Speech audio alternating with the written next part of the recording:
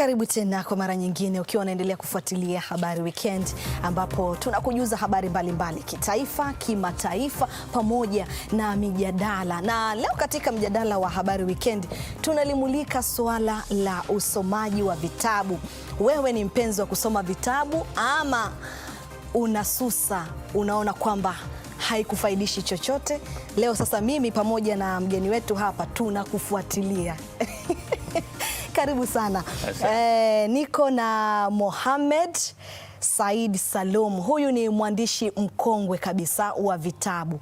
Karibu sana katika Habari Weekend. Tunaamini leo kama hapa ambavyo meza yetu imepambwa na vitabu mbalimbali. Magazeti. Magazeti, lakini ndio usomaji wenyewe huo wa vitabu. Hivi kwa nini ni muhimu kusoma vitabu? Elimu yote ipo kwenye vitabu. Siwezi kuipata kwingine kokote? Huwezi kuipata. Kwa nini? Hakuna kitu kinaweza kuchukua nafasi ya kitabu. Nimesikia hapa unazungumza baada ya tablet. Ukisoma kwenye tablet si sawa na kushika kitabu mikononi namna hii. Kuna tofauti kubwa sana. Na mimi nakwambia hivi kwa sababu mimi ni msomaji. Nataka nijue huo tofauti kwamba wewe ushike hicho kitabu na mimi na tablet hapa tunasoma. Utofauti ni nini sasa? Manake si jibu ambalo naweza kukupa, sijui kama utaelewa. Ile hali tu kuwa unachukua hivi,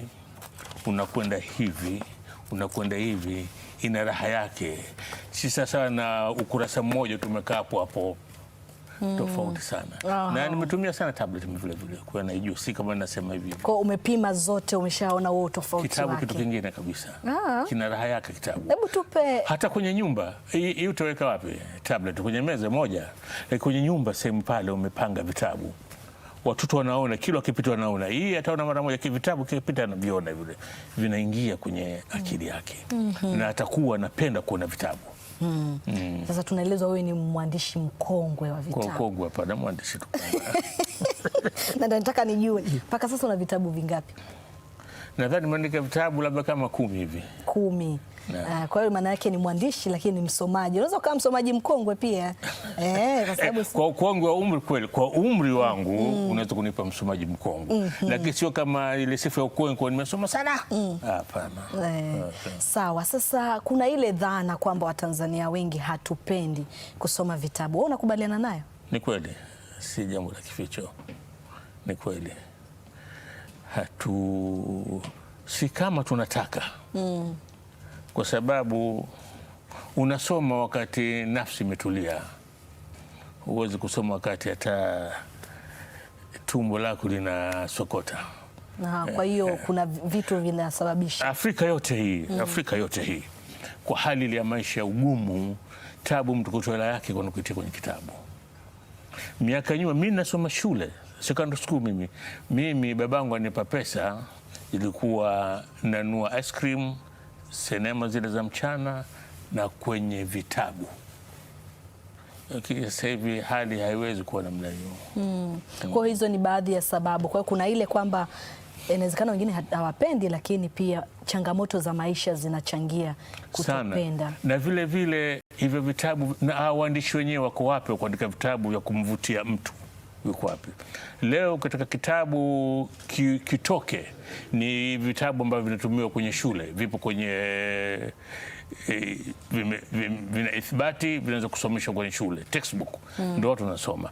Lakini uandike kitabu tu kwa mtu aje asome kitabu tu hivi, hakuna mchapaji yote atakigusa kitabu chako. Mathalan ni vitabu gani umekuwa ukiandika, yani vikieleza nini? Kitabu cha kwanza ambacho nimeandika ndio maarufu, niliandika kwa Kiingereza kwanza, kinaitwa The Life and Times of Abdul Wahid Clyde Sykes, The Untold Story of the Muslim Struggle Against British Colonialism. Ukakitafsiri pia kwa Kiswahili? Kitafsiri hiki chapo mwaka 1998 Uingereza, alafu kifanywa tafsiri ikachapwa Nairobi mwaka 2002. Kitabu kimekuwa maarufu na ndio leo wewe umenitapa kwa sababu kitabu hicho.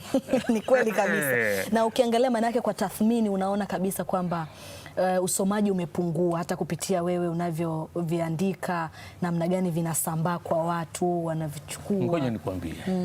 Kitabu hiki zilikuja kopi 1000 miaka 10 hazijakuisha, labda kwa sababu ilikuwa zimeandikwa Kiingereza, zilikuwa hazijakuisha. Ndio unaweza kuona ile hali ya usoma, na kikiuzwa bei rahisi sana kwa ile mtu yote anaweza kununua, lakini